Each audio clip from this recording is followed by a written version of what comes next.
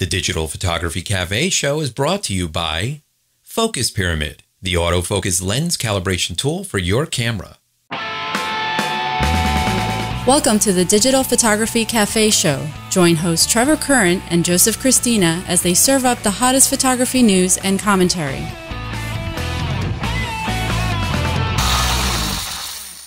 Hey everybody, welcome back to the show. This is episode 243. I'm Joseph Cristina here with my co-host Trevor Current. How's it going, Trev? It's going great. Great. We are back after a hiatus here, I guess you could say. Yes, absolutely. We have been absolutely packed. We've been stuffed to the brim with stuff to do lately, right? Oh, it has been nuts. It has been nuts. I mean, between personal projects and client work, I know I've been barely able to see straight here, so I'm glad we were able to find a little bit of time. We could squeeze a show in. There's lots of great news going on recently, which is awesome. And we don't, sometimes the photo industry in general hits a little bit of a drought, but not this week. Sony A9 was announced this week, and I know you did a video about it over on your channel there, and looks like an interesting camera, huh? Yeah, absolutely. I talked about it and I kind of compared it instead of to like a Nikon D5 or a Canon, 1DX Mark II. I compared it to its, sibling. Let's call it like a baby brother or baby sister, and it was really interesting. It definitely was. It is a innovative instead of an iterative camera, as we expect from Sony, right, Trev? I mean, we've been talking about this for a while. Out of all the camera manufacturers, Sony is the one that's literally doing things that are shaking, the market up, and thankfully thankfully so. If not, I'd be just in tears here. It's just horrible. I mean, if you watch the Canon progression, it's like, grass growing. You look at Nikon and sometimes they feel like they're going backwards, especially now with the 500 people, that they laid off, and just, the market itself. So we look to Sony, and once again, this is an innovative type camera. So this camera is, once again, just like an A7, it is full frame, which is fantastic. Mirrorless full frame is where we have talked about, you and myself, where pros are going to be going in the not too distant future. And Sony is definitely leading the march in that direction. And, one of the problems that we always have with these mirrorless cameras is capturing high speed anything. Because of the rolling shutter, you end up with this jello effect. So if you ever seen, a prop of a plane and it looks like the props are bent, or someone swinging the golf club and the golf club looks like a letter U, that is, due to that rolling shutter where it's capturing the sensor line by line. And this is just the nature of the beast. It can't capture it quick enough. That's why we need a global shutter, but there's other issues with the global shutter that I won't get into right now. But anyways, they are getting there, because this new sensor that they're using is reading like 20 times faster than their old. It's just doing some really amazing things. They're up to like almost 700 points of phase detection, areas of autofocus. They are, doing both autofocus on the phase detection as well as contrast detection. So they're doing both. It's a hybrid, unlike what Panasonic is doing. And that's one of the problems that they're having problems with their GH5. But that's another issue. But this camera itself, you have it's just ticking down all the boxes. Extremely high speed capturing, up to 20 frames per second, which is absolutely nuts. It's faster than any pro body that's out there currently. So that's just absolutely amazing. They're doing battery grip that's going to extend the life to like 1,500 shots or somewhere right around there, which we need as pros. Pros are also been asking for dual bays. So you have literally two SD cards or two CF cards. In this case, it's two SD cards, and they gave it to the pros here. And one of them are actually the faster bays, which are the UHS 2s. So it can actually write the data quicker, and you would need that at 20 frames per second. They're saying they're able to actually capture images up to like 241, if my memory serves me correctly. It never does, but you can vet this later. Anyways, let's say 240 images of raw quality and size in a burst of 20 frames per second before having to cache. That is that is just unbelievable, right? Yeah, that's crazy. And but what's interesting though with Sony's innovation with this A9, as with any innovation, it's not always going to be perfect right out of the gate. And there are certainly some cons with this camera. You just mentioned a couple of them.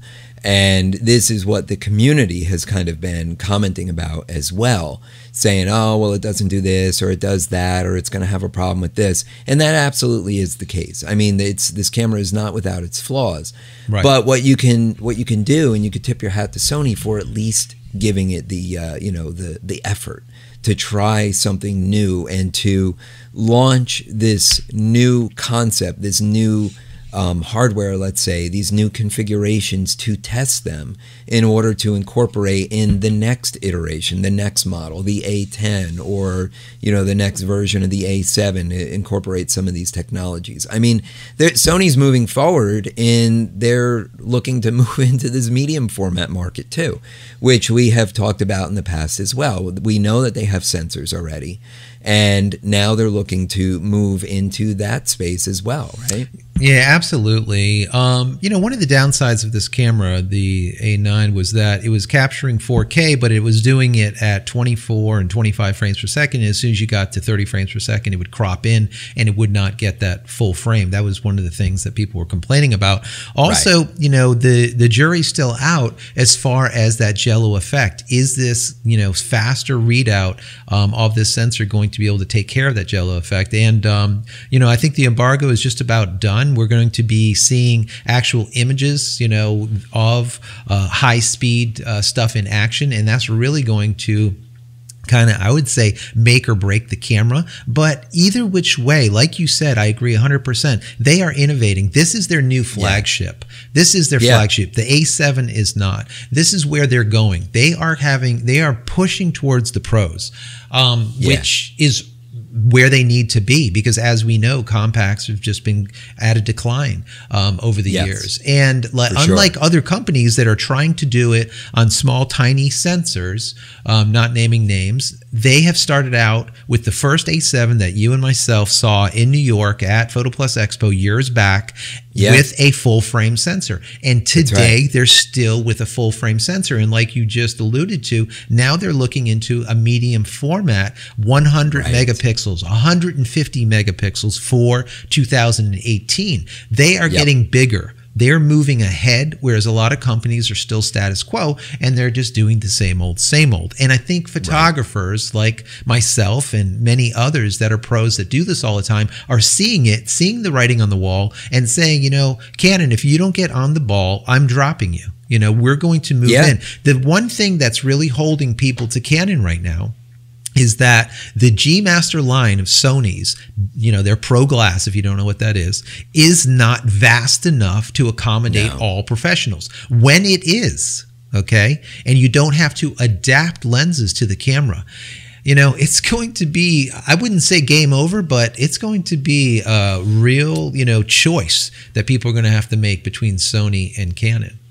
Yeah, it's going to be a new shift. I mean, for the people coming into professional photography for the first time, looking to buy equipment for the first time, they're going to have this new option. They're going to have a new option of a full-frame, high-end mirrorless camera with a line of really beautiful and expensive lenses. Right. But it gives them that option. I mean, somebody who's already invested in the Canon camp or the Nikon camp, they're going to be hard-pressed to give up their bodies in favor of the Sony body because of all their lenses. I mean, that's where the real expense is. And, you've done testing on the adapters in the past, and they kind of work. Yeah, it's hit or miss. They kind of work. it's hit or miss. You can kind of get away with it, but in a professional space, you can't rely on you need to rely on something that's absolutely going to work every time. Absolutely. And just like you said, I'm glad you brought that up. The A9, even it's shooting at that 20 frames per second, which is fantastic, guys. The issue is as soon as you adapt it, it drops down to about 10 frames per second, okay? Yeah. And slower. It depends on the adapter quality and whatnot. Also, there's a lot of other factors that can possibly slow down those frames per second. So the 20 frames per second is great, but there is issues with that 20 frames that will reduce that speed. So that is, one of the things that we have to, consider. Also, the price tag, $4,500. It's not cheap. No. But it's in between that 5D Mark IV and like a 1DX, Mark II range. Okay. Right. Which is, I think it's a good spot, but I think what Sony's giving right now, I would like to see that camera right around $3,500 to $3,800. I think $3,750. I think it's a good range. I think 45 is good to start out with, and they can back off it. I think we're going to see that price go down pretty quickly. That's just my personal opinion on that, but I think that will happen. A lot easier to lower the price than it is to raise the price. So if you start high and you keep that expectation of a high-end premium product, if you lower the price, it's like, wow, it's on sale. Now it's time to get in. What's interesting here, though, is the market for this camera. And we came across this little piece of information that is probably not really supposed to be publicized. But this camera, they're really gearing it towards the sports photographer, the landscape photographer, the fast-moving, action type of photography. But again, this goes back to the limitation of the lens lineup. So, it's not, the lenses they have are really nice and they're perfect for wedding photography, event photography, portrait photography. But the camera itself, they're kind of marketing it to a different class of photographer, which they don't really have the lenses to support it. Right. So this is kind of I think where it falls a little bit, and where I think the A9 may suffer in sales, but where the next iteration, this A10 or whatever the next version is, may turn around and really be that camera that's appropriate. Yeah, absolutely. Absolutely. Maybe it's an A9S or an A9R, right. One with maybe the R being a little bit bigger sensor like they did with the A7 series. So yeah, we'll see. The jury's out, but I tell you what, Canon, if you haven't figured it out as of yet, Sony is definitely coming for you, and they're coming hard. And what they've done as of late too is they have ramped up their service department. So as a Canon Pro, having CPS, which is Canon Professional Service, I could at any event or at any time send in my camera, get a loaner, or get it back like next day or second day, really quick service. Sony now is doing that also. The thing that they need to do is just like Canon and Nikon does, at all of the big events, they need to have booths there that facilitate all of the editorial coverage, any type of pro photographer that's covering those events. They need to be there, just like when we were at WPPI, right next to the press room is a booth from Canon. You go in there, you give them your camera and say, this is broke, fix it. And they're right there on the spot, either fixing it or they're giving you a loaner right there immediately. So we're going to need to see companies that want to shoot for the pro act like a pro company like Canon. So we'll see what ends up happening. Yeah, for sure. Well, Fugees kind of taken a cue there as well, and they're launching their professional support program for their GFX system, their medium format system. Exactly. And that's supposed to come out in May. So this is good. The idea, you got to have the body, you got to have the lens, you got to qualify. To qualify, then you've got to register within a certain time period, within the 30 days of the purchase. But then you can qualify for this professional support program. Right. So yeah, I think these companies are getting it. They're seeing that if they want to play in the pro space, they really need to add that additional support for it. I know, bro, remember years ago, we were doing one of the shows from PhotoPlus, and we were talking to a third-party lens manufacturer. Right. And we specifically asked them about their support program for the professional lenses. Should there be a problem and blah, blah, blah. And they're like, well, we don't really have a support program. Yeah, that didn't go And over well, you know, you call us, we'll take care of it. You know, one of those deals. I'm like, what are you talking about? You know, Yeah. How do you expect to compete at the Canon Pro level with lenses that you're not promising some type of support? Yeah, we'll definitely not name names on that, but I do remember that conversation. That was just horrible. But this is what happens, and this is where, you know, you see the difference between a camera company that is pro and services pro, or a camera company that shoots pro or shoots for the pro but doesn't service it likewise. So that's right.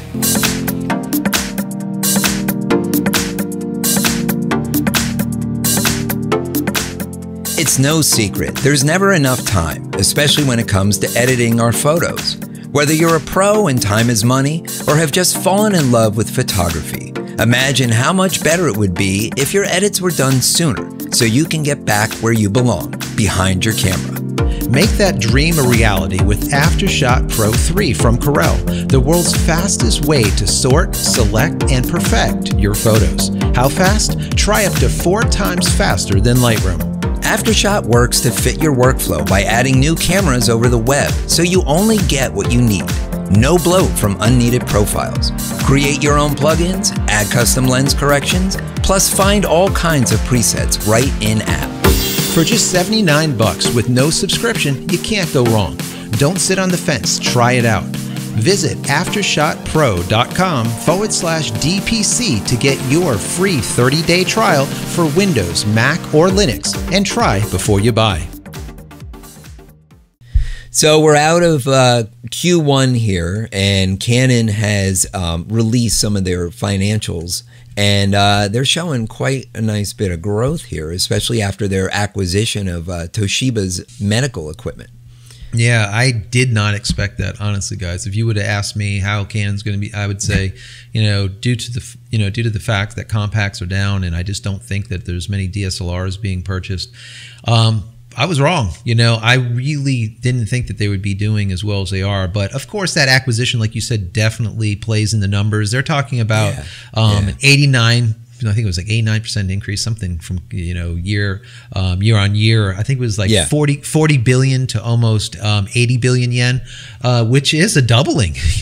That is crazy. That is, considering they've just been making more of the same cameras with almost this.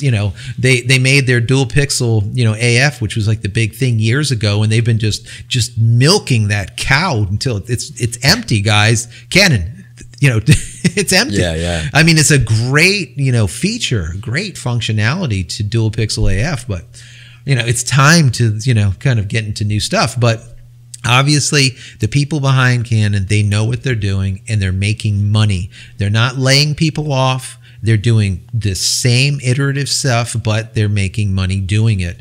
They know when to buy, other companies, when to do those acquisitions, and how to, how to continue forward.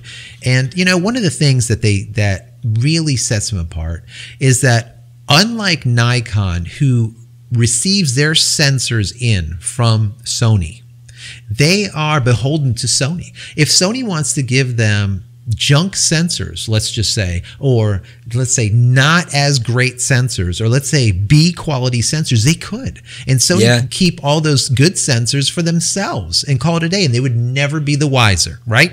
Whereas Canon creates their own sensors, so they have more control over the mix. That means that they're also, obviously they're spending more on R&D, but it's still their money. What they make, they're creating it themselves. Those sensors are going to be a heck of a lot cheaper than what Sony is having to pick. Nikon's having to pick them up from, Sony from. So, it's remember, years ago, Apple was in the same boat with the iPhones. They were buying the sensors for the iPhones from Samsung. They're number one competitor in the smartphone market. And when they had all their falling outs and lawsuits and blah, blah, blah, Apple finally said, all right, well, we're done with that. We're going to make our own. And that was a wise move. Yeah. Yeah, yeah. You have to, as much as you can, bring stuff in-house. Absolutely. There was another story that we saw recently. We know that Instagram is probably the biggest player out there right now next to Facebook. Twitter's kind of, fallen off a little bit. But don't count Twitter out, guys. Don't count Twitter out. Twitter's going 24-hour video very soon. That's just like a little side note I want to throw in there. So watch for Twitter. Twitter is going to be, popping up very, very soon. As we know, the president does, nothing besides tweet these days. But he tweets all the time. Yeah. he definitely knows social. He definitely knows how to communicate with the masses through that media. So I definitely see Twitter popping up. But as far as Instagram, this is major issue with this whole pods thing, right, bro? Yeah, so as any of you Instagram users know, over the last several months, Instagram has changed the way the news feed works, the way the feed works. Rather than the images, your post showing up in chronological order, it's now this algorithmic thing, basically the same MO is what Facebook did. Now you don't see what's most recent, you see what they think is most relevant to you. Right. So this has really caused a big problem within the community. A lot of popular Instagrammers have been finding that their likes, their comments and everything are drastically dropping. Right. And they're, and people who are using Instagram for marketing purposes, photographers, it's a great tool to use to promote your images to potentially drive new business. That's just what a lot of people are trying to use it for. Mm-hmm. When your likes and your comments drop, that also means that the organic relevance, let's say, of your placement post drops as well in this new algorithmic feed. So what has cropped up are what they're calling pods. And pods are basically a group of bloggers, a group of like-minded people who all kind of bond together and basically share and like and comment each other's posts. And they're doing it in kind of this organic, more natural way, as opposed to the automated systems that have been used in the past. This Instagram software that was used that they just banned. It basically was an automation tool that would go in and comment all with these generic comments that basically made no sense, guys, or it kind of had made sense, but it just didn't. And it was and that's where a lot of people got a ton of this growth to their Instagram pages, and no one was were the wiser. And now obviously Instagram is trying to combat that, and they did, but now these pods, they're not going to be able to combat a group of, let's say, 100 photographers that watch each other's Instagram pages, and that when something goes live, they basically comment, say, great photo, give it a like, and call it a day. There's no way to get around that. So I don't see them without serious algorithms to actually make associations between people and for durations of time to be able to do that. I don't think it would be worth it for them to actually program for that. It would be just a ton of, background work. But so that's going to be the next thing. And at that point, what is the benefit to Instagram to do that? Right. So somebody now is trying to, game their system a little bit, but they're not doing it automated. They're doing it through a social network. Yeah, community. And, through a community. Real people are still viewing and liking and commenting. Right. So is it a little gray hat? Sure. But is it an alternative? For sure. Is it something to get involved with? Well, that's up to you. But this is nothing new. No. Twitter communities have been doing this for years. But getting your post seen, liked, and commented on as quickly as possible from the time it goes live is critical. Yep. The same with Facebook, the same with Twitter, the same with YouTube. Absolutely. All of that quick interaction all plays into that algorithm. And if you've noticed your Instagram following dropping, this is why. Yep, you know why. Absolutely. So Nikon, their D7500 looks interesting. Once again, Nikon's putting out a camera to me. It's not revolutionary. It's more iterative, but I mean, all in all, it is nice. It has some really nice features, as we expect from Nikon's hardware. Does it do everything great? No, but it does some things really, really well. It is let's call it 21 megapixels. I think it's like 20.9, whatever. 21 megapixels, which is a CMOS sensor. It is a crop, so it is a DX camera. And it's shooting 4K. It's kind of ticking down all the little tick boxes. It's like 51,000 on the ISO, which is expected these days for, that type of camera. So it's looking pretty nice, right? Yeah, it is. It is. I mean, this is really a nice camera as a second body, let's say for a pro, or a primary for an advanced shooter. Right. You're right. It's ticking the boxes that you would expect. It's a nice, addition to the line of products. And, the price is comparable to this level of a camera. I mean, you're looking at $1250 for the body only. And with the 18 to 140 millimeter lens, kit lens, you're at $1750. I mean, that's right in lines with, Canons at the same levels and stuff like that. So, I mean, I think it's good. And if you're already in the Nikon camp or you're looking to get in there for the first time, this might be a good option for you. Yeah, no, absolutely. I mean, just like you said, the one thing that kind of stood out for me is they ended up putting a bigger back articulating screen on it. So most that's interesting. Yeah, most articulating screens that you see are always 3-inch, right? That's like the norm. 3-inch or a little bit less. 3 inches basically. This is 3.2 inches, so it's almost 3.25 inches. That is definitely a bigger screen, real estate. It's I think it's just about 1 megapixel, I guess, dots, on it. I think, what is it? 922K is what they come up with. So it's going to be a nice clear screen, and it's going to definitely be, definitely feel a little bit larger also compared to other cameras. Sure. So I do like that, in this day of smaller and smaller and smaller, there's something to be said about something that is larger and feels good in your hand. There's, even like, for example, the Sony A9 that we were talking about recently, or in the beginning of the show, the camera attached to the back of a large lens, let's say Canon lens, adapted like I've seen in the past, it literally looks like a toy, connected to a bazooka. So the feel in your hand, you just don't have that nice hold to it. It's just not made for that. So there might end up being, once they get so small, there might be this revolution that says, let's get a little bigger. It's same thing, if you remember, happened with phones, guys, right? We started out with everything is cyclical. Yeah, we had these big phones. They're like, you put them up to your ear, they had a big antenna, remember those, right? Then they ended up going to the size of like a chiclet. It's like those little flip StarTAC phones. Remember those? That was like awesome. They're tiny, tiny phones. Now what are we at? We're at these, phones. Phablets. Yeah, phablets that literally look like, an pad that you have up to your head. So, things change. But I definitely say, right now we're going smaller and smaller and smaller. But I wouldn't doubt that some of this mirrorless technology, once they get it so small,